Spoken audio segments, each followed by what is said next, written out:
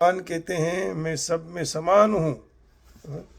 9वें अध्याय के 29वें श्लोक में भगवान ने ये कहा, समोहम सर्वभूतेषु न मे द्वेष्योस्ति न प्रियः ये भजन्ति तुमं भक्त्या मयि ते तेषु चाप्यहम्।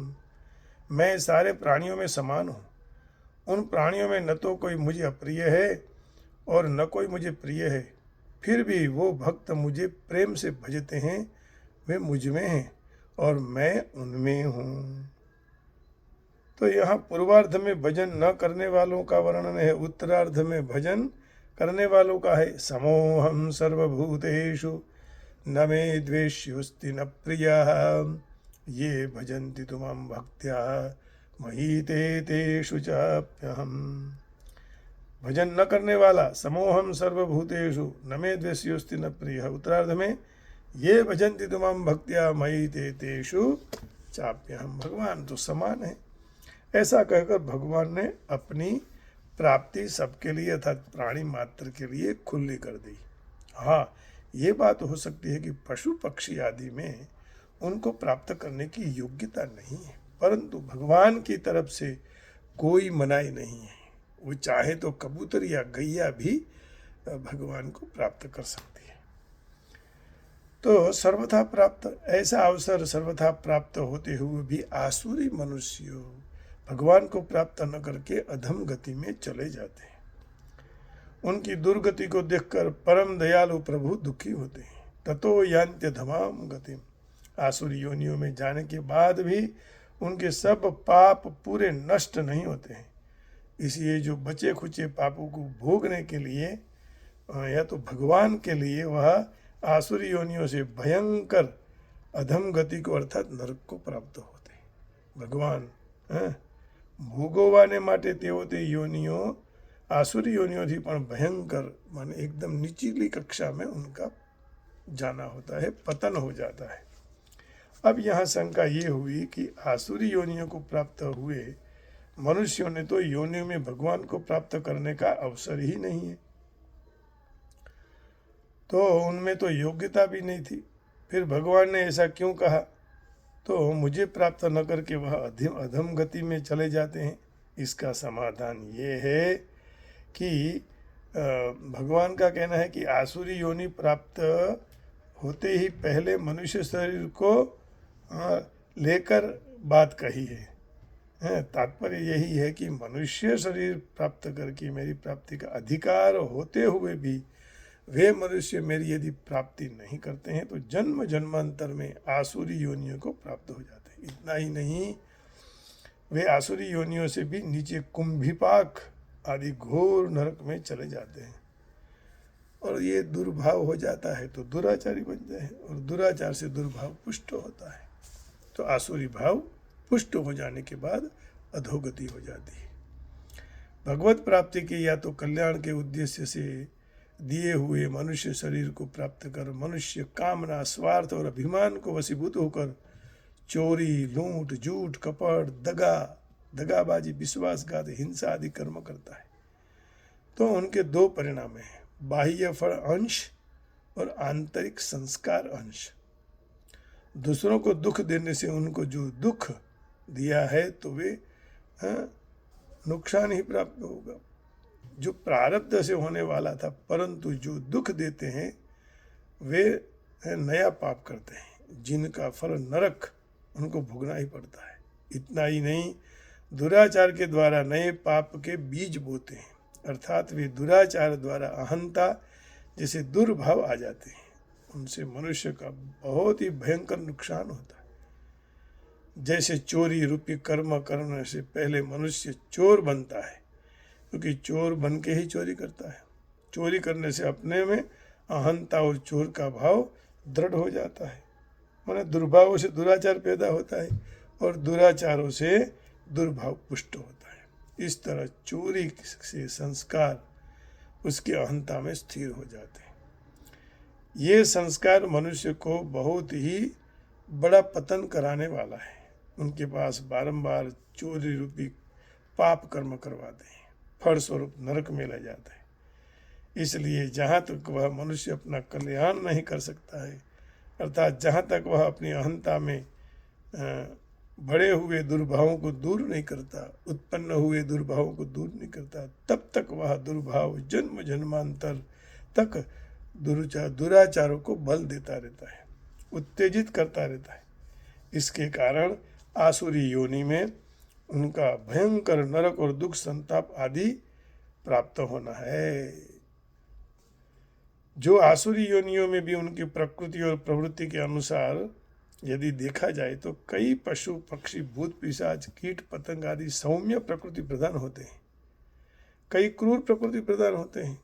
इस तरह उनकी प्रकृति स्वभाव में भेद और उनकी अपनी बनी हुई शुद्ध और अशुद्ध अहंता के कारण होता है। इसलिए योनियों में वही योनियों में अपने अपने कर्मों को फल भोग होते हुए भी उनकी प्रकृति के भेद यथावत रहते हैं।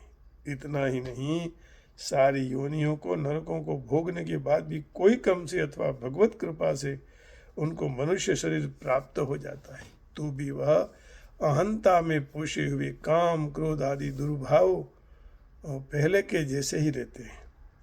अत्यंत कोप कटुका च वाणी दरिद्र च स्वजनेषु वैरम नीच प्रसंग कुलहीन सेवा चिन्नानि देह नरक स्थिता नाम।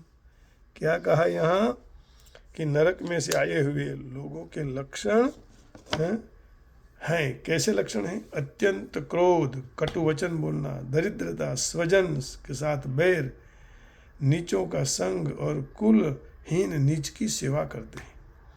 अत्यंत कोपः कटुका च वाणी दरिद्रता च स्वजनेषु वैरम नीच प्रसंगः कुलहीन सेवा चिन्नानि देहे नरक स्थिता नाम। तो इस तरह जो स्वर्ग प्राप्ति की कामना से यहाँ शुभ कर्म करते हैं और मरने के बाद कर्म के अनुसार स्वर्ग में जाते हैं, तो वहाँ उनको कर्मों के फल भोग तो हो जाता है, परंतु उनका स्वभाव का परिवर्तन नहीं होता है और उनकी अहंता में परिवर्तन भी नहीं आता है। कार्पण्य वृत्ति स्वजनेषु निंदा कुचैलता नीच जनेषु भक्ति अतीव रोषः कटुका च वाणी नरस्य चिन्हं नरकागतस्य। अब स्वर्ग प्राप्ति होने के बाद भी कहते हैं कि उनके स्वभाव का परिवर्तन तो वहाँ नहीं होता है। स्वर्ग में जाकर फल तो भोग लेते हैं मरने के बाद, लेकिन अहंता का परिवर्तन नहीं होता है। उसकी बात समझाते हैं। क्या कहते हैं? स्वर्गस्थितानाम इह जीवलोके, स्वर्गस्थितानाम इह जीवलोके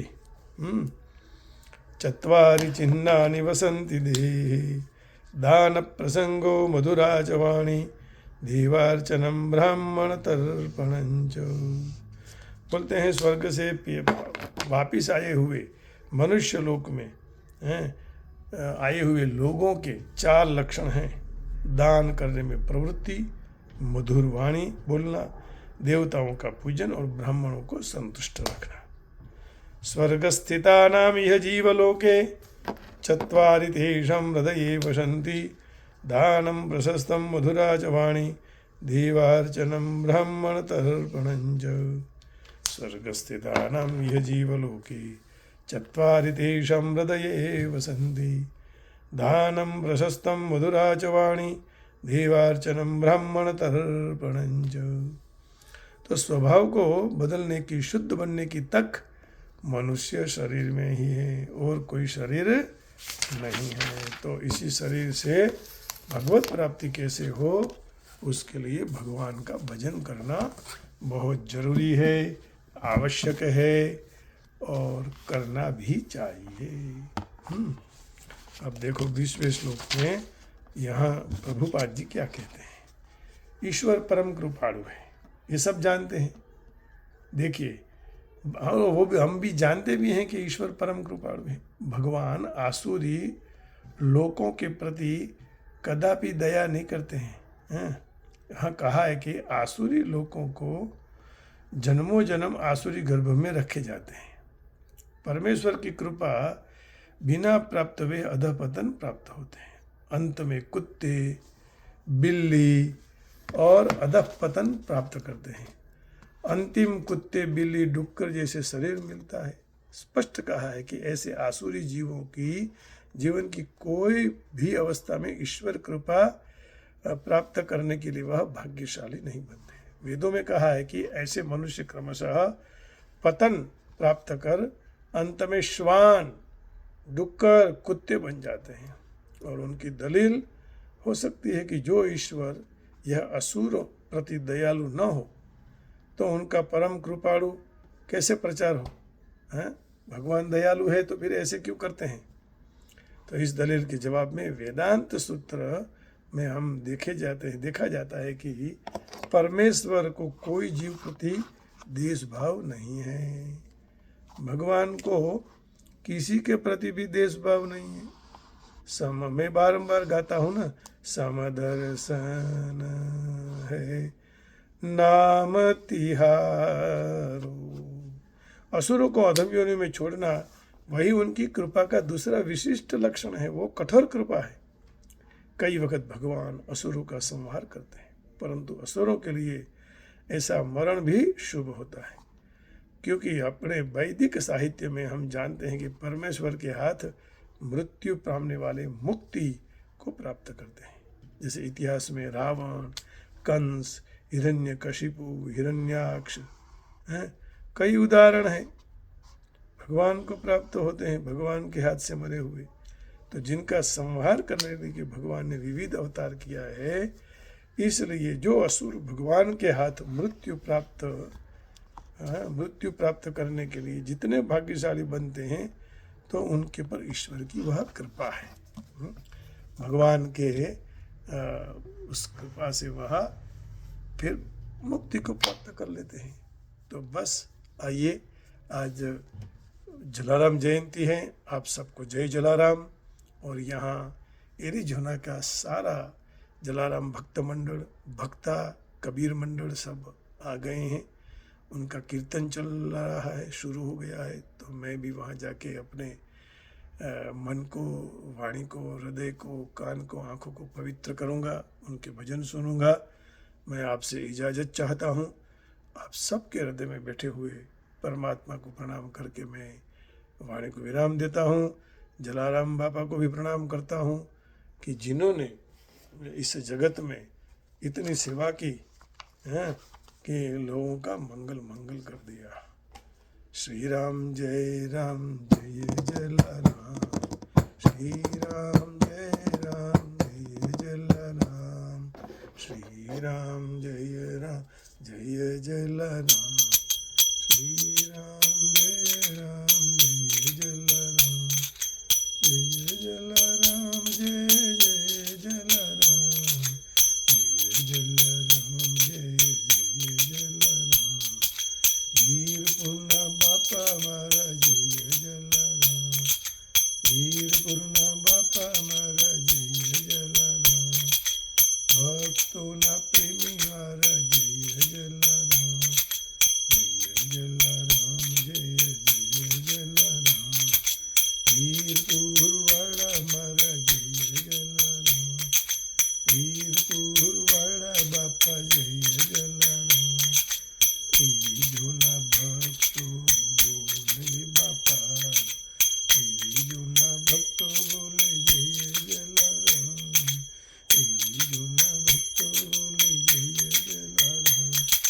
हिंदू मंदिर माँ बोले जय जलाराम, स्पोर्ट्स ट्रेन माँ बोले सब जय जलाराम, जय जलाराम, जय जलाराम। मिक्स वाला बोले सब जय जलाराम, पियरिया वाला बोले जय जलाराम, जय जलाराम, जय जलाराम, जय जलाराम, जय जलाराम। आप सबके हृदय में बैठे हुए जलाराम बाबा रूपी परमात्मा को प्रणाम करके वाणी को विराम देता हूँ। जय श्री कृष्ण, हरि ओम, राधे राधे, ओम नमो नारायण, ओम नमो।